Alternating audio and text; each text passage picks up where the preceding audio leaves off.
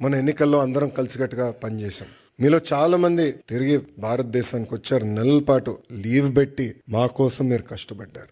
అది జీవితాంతం మేము గుర్తుపెట్టుకో. ఎందుకంటే మీరు అందరు ఇక్కడ ప్రొఫెషనల్స్గా ఉన్నవారు, ఇలా ఆంటర్ప్రినర్స్ చాలా తక్కువ మంది ఉంటారు. సో 2 నెలలు 3 నెలలు ఆఫ్ తీసుకుని వస్తాం అనేది తేలికని పని, కానీ మీరు వచ్చారు. ఇప్పుడు అదే స్ఫూర్తి, అదే ఎనర్జీ రాష్ట్ర పునర్నిర్మాణం కోసం మనం పెట్టాల్సిన అవసరం ఉంది.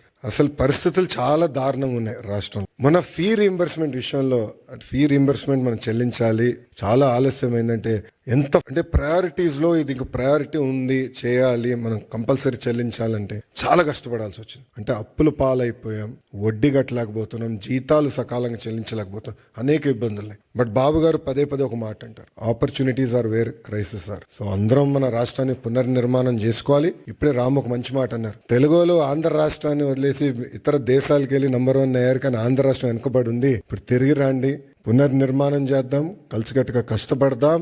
5 సంవత్సరాలు, ఎక్కువ సమయం అవసరం లేదు, 5 సంవత్సరాలు ప్రపంచానికి మళ్ళీ ఆంధ్ర రాష్ట్రం అంటే ఏంటో చేసి చూపించుదామని ఈ సభాముఖం మిమ్మల్ని అందరినీ కోరుకుంటూ, ఇప్పుడే భరత్ చెప్పినట్లు ఎకనామిక్ డెవలప్మెంట్ బోర్డు ఉంది. ఎవరైనా పెట్టుబడులు పెట్టాలన్నా, ఇంటరాక్షన్ చేయాలన్నా ఒక ఆర్గనైజేషన్ ఇప్పుడు క్రియేట్ చేశాం.